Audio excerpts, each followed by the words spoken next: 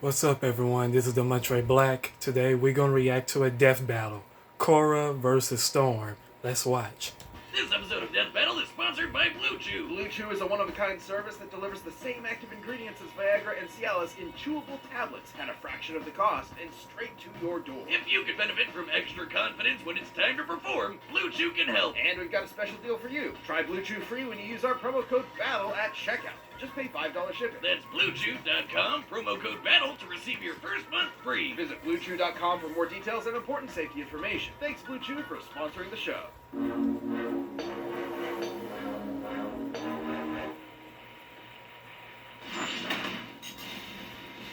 Avatar Korra, the master of all four elements.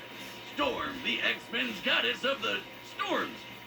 Weather, The building blocks of our natural world are nothing if not tempestuous and unpredictable. which means you gotta be some kind of badass to control them. He's Wiz and I'm Boomstick. And it's our job to analyze their weapons, armor, and skills to find out who would win a death battle. Avatar Aang, savior of the world, uniter of four nations, destroyer of cabbages. But like all avatars, after decades of service, he passed away. Humanity would have to move forward and prepare his next reincarnation to take up his mantle. But who could fill Aang's shoes? Her name was Korra.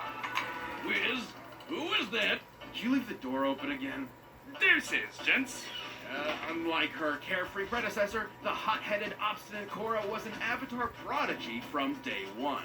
I'm the Avatar! You gotta deal with it! Well, Aang struggled to accept his role in the world. Korra never wanted to be anything else. Not only is she an expert hand-to-hand fighter on her own, as a bender, Korra can manipulate the natural world around her through martial arts.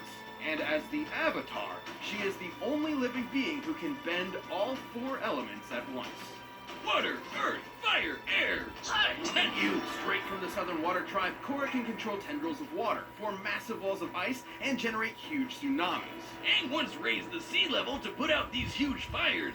Looking at the size of the area and what did it take to submerge it, he had to move over 35 million metric tons of water. And since Korra is a reincarnation of Aang and every past Avatar, she should be just as powerful. With earthbending, Korra can heave big-ass boulders around, shape and control metal, and even tear apart the ground beneath her enemy's feet. Kinda like when her Avatar ancestor Kyoshi broke up a chunk of a continent, dragged it across a bay, and basically just created a new island, named after herself. Queen shit. By measuring the size of the island to get its mass and the size of the bay to get the distance Kyoshi dragged it, displacing this much rock would require an energy over 21 gigatons of TNT.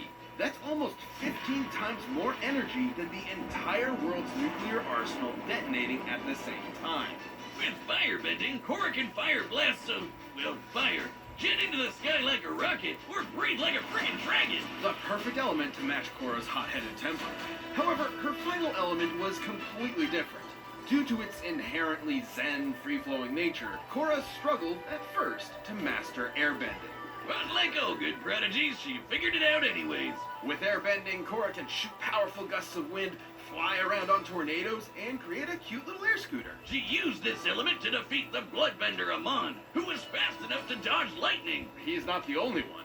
Zuko and Iroh have caught and dodged lightning as well, and Iroh even caught one from the sky. The leader of a lightning bolt moves at 60,000 meters per second. Comparing the distance Amon moved relative to the bolt, he must have been moving over 200 times the speed of sound. But Korra's more than just a badass martial arts superhero. She also acts as the bridge between the mortal and spirit worlds. The spirit world is a separate plane of reality, and Korra is stronger while she's physically there. Her direct connection isn't coincidence. She and every avatar before her are fused with the spirit of light, Rava. Every time the avatar dies and reincarnates, Rava searches out the spirit to bond with their new body, a staple of Hindu and Buddhist cosmology. I've done a lot of research into reincarnation, which I'll demonstrate today with Boomstick and this anvil. Wait, what? Now, the Avatar is usually reborn into a different nation, but I've set this up so Boomstick will reincarnate into the nearest vessel, this identical clone body. Hey, Wiz, I feel funny. Why did you do me? Where'd my banana go? Cut off his leg and everything. Speaking of messing with your soul, Korra can remove or restore your bending, bring her past lives for advice, and tap into the kick-ass state. The Avatar state massively boosts Korra's raw bending power, turning her into effectively a demigod and the de facto most powerful being on the planet, if she wasn't already. Despite that, Korra's no stranger to failure. She was severed from her connection to the past avatars and was almost killed while in the Avatar state, which would have ended her cycle of reincarnation entirely. That last brush with death left her physically and emotionally crippled for years. Even after physical therapy, her fiery spirit struggled to reignite. Korra's entire identity was wrapped up in being the Avatar, all the way from day one. And the biggest trials she had to face were when her place in the world was challenged. Would everyone be better off without an Avatar?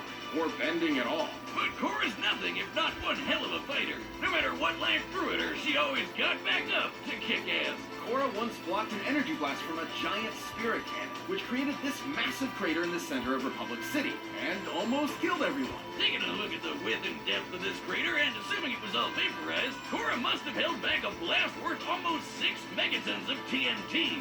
More queen shit. And during harmonic convergence, Korra tapped into enough spirit energy to turn into a giant kaiju and battle the dark avatar Unalaq for the fate of the world.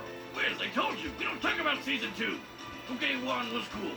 From taking down anarchist revolutionaries to fascist empires, Korra proved herself as an avatar worthy of her forebearers. With her teammates Mako and Bolin, teachers like Tenzin and Toph, and badass girlfriend Asami by her side, there was nothing she couldn't do. Queen shit? Queen shit. Come on, little girl. Give me your best shot.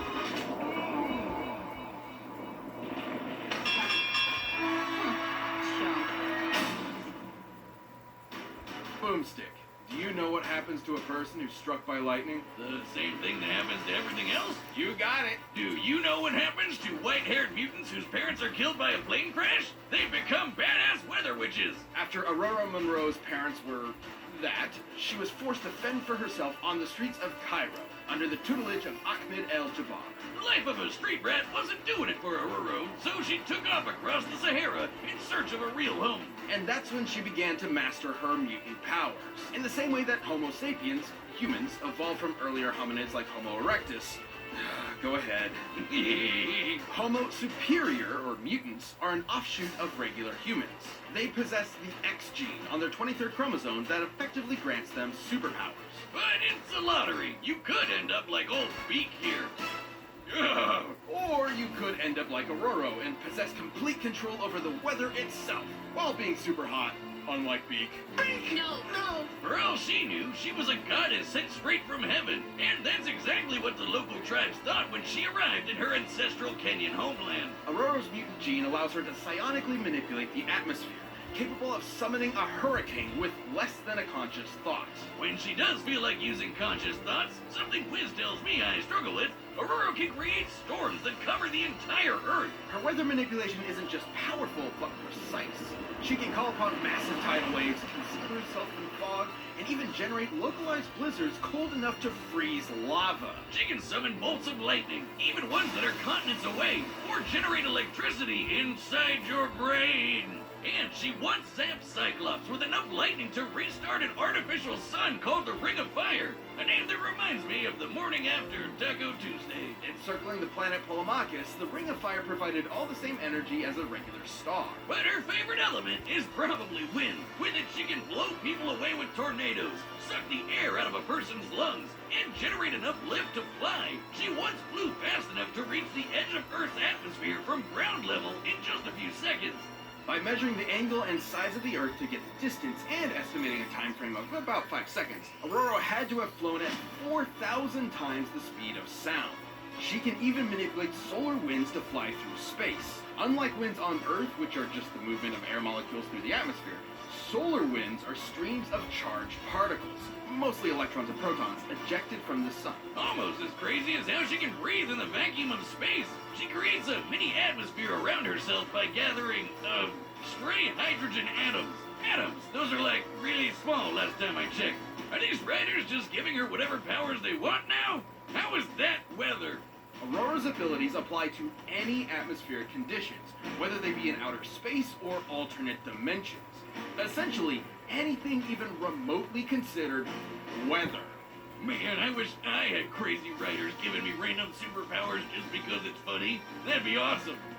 Well, anyways, I'm gonna go use my rocket hands I've always had to get my beer out the fridge. Away! Uh-oh. Perhaps her most useful ability, though, is to sense changes in the weather with a pseudo-sixth sense.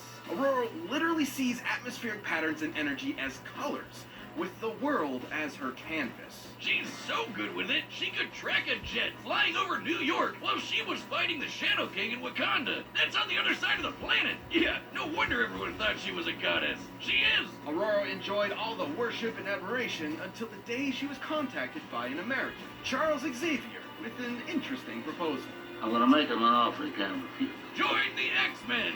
Oh, pretty please. They were eaten by this living island. It's a long story, but we're short-staffed. Xavier founded the X-Men as a team of mutant superheroes that would attempt to mend race relations between Homo sapien and Superior through non-violent means. Because what better way to teach kids in the 60s about the civil rights movement than with a bunch of good-looking lily-white teenagers with superpowers from upstate New York? Feeling she had spent enough time blessing the rains down in Africa, Aurora agreed and was assigned the codename Storm. And she more than earned the spot. She's proven herself worthy to wield Mjolnir, led a war against the Inhumans, and even survived a blast from her own lightning. This is impressive considering her lightning is powerful enough to match Polaris, who once used her powers to punch through Earth's crust all the way to the planet's core. Assuming she pulverized the cylinder of Earth all the way down, she had to have exerted over 15 teratons of TNT. She once beat the mutant Callisto in unarmed combat, and Callisto has apparently mastered every single martial art known to man. Despite her unbelievable power, Storm has trained extensively in hand-to-hand combat. Get it? It also probably didn't hurt that she's fast enough to dodge literal beams of light. But did you get it, though? Nope. And after kicking Callisto's ass, she became the queen of these sewer-dwelling mutants called the Morlocks. She really just couldn't escape being worshipped, could she? Even by grody underground monster people. Well, she later married the Black Panther T'Challa and became Queen of Wakanda too, so she really runs the gamut. But even demigods have their Achilles heels. That plane crash from her childhood left her crushed under rubble for days, giving her a bad case of claustrophobia that rears its ugly head every once in a while. But that's not enough to stop this queen. After the departure of Scott Summers, Storm became the leader of the X-Men, because of course she did. And when Geordie LaForge eventually came crawling back, the two fought over who would lead the team. Despite Scott literally being able to shoot death lasers from his eyes, Storm kicked his ass. And even better, she didn't even have her powers at the time. As it should be, because there's no one more devoted to her team than Storm is. She may be an Omega-level mutant, but her greatest superpower is her bottomless compassion. Mess with her team, and you'll watch as Aurora's heart of gold quickly turns to ice, as she quite literally steals your breath away. Testing me. It's time you remember why they call me Storm. Alright, the bets are set, and we run the data through all possibilities. But first, if you're dealing with the emotional weight of leading the X-Men or maintaining the balance of the elements, or, normal stuff because it's 2021 and everything's on fire, check out BetterHelp. This episode of Death Battle is sponsored by BetterHelp. Going to therapy doesn't mean there's anything wrong with you. It's more like routine maintenance for your mental and emotional wellness to prevent bigger issues down the road. Kinda like going to the doctor or dentist for checkups. BetterHelp is customized online therapy that offers video, phone, and even live chat sessions with your therapist, so you don't have to see anyone on camera if you don't want to. It's much more affordable than in-person therapy, and you can start communicating with your therapist in under 48 hours. Why invest in everything else and not your mind? This show is sponsored by BetterHelp, and Death Battle viewers get 10% off their first month at betterhelp.com/deathbattle. That's BetterHelp.com/deathbattle. But right now, it's time for a death battle!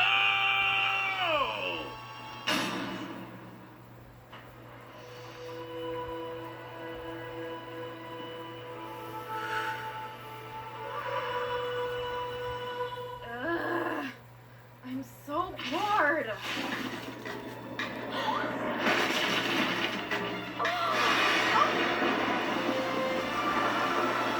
Your powers are impressive, but you lack discipline. I'm the Avatar, Master of all elements. You want to see for yourself? Of course, Avatar. I'll show you what an X-Men can do.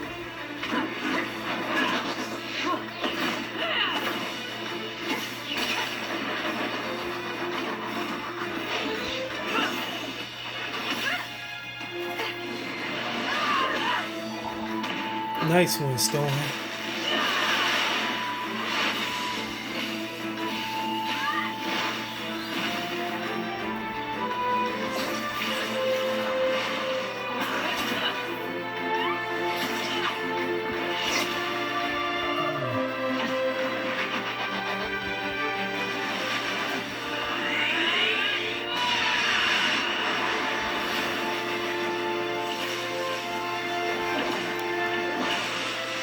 Water, lightning, and airbending? Starting to feel a little less special here.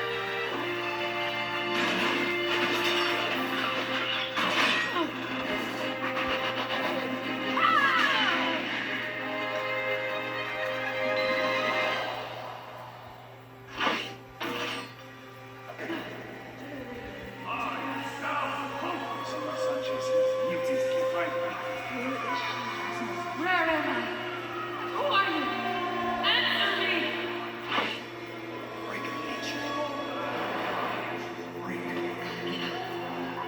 Get out. Scott, Jean, Logan. I won't let you down!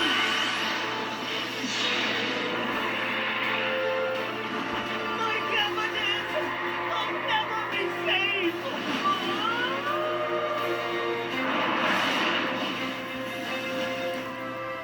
You're no bender.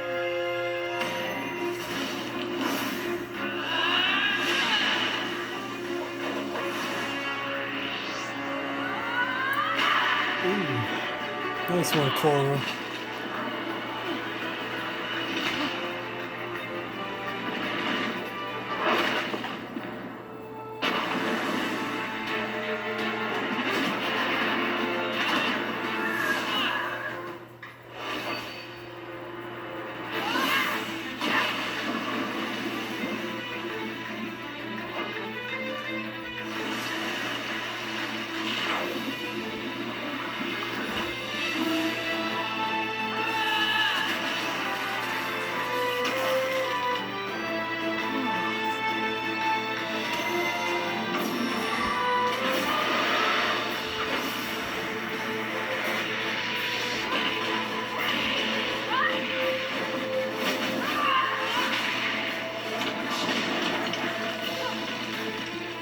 I know what you are, Spirit of Storms.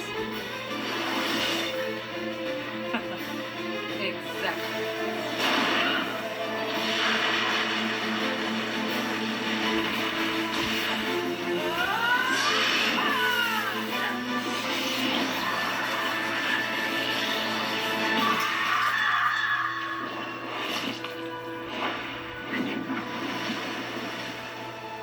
You fought nobly, Avatar.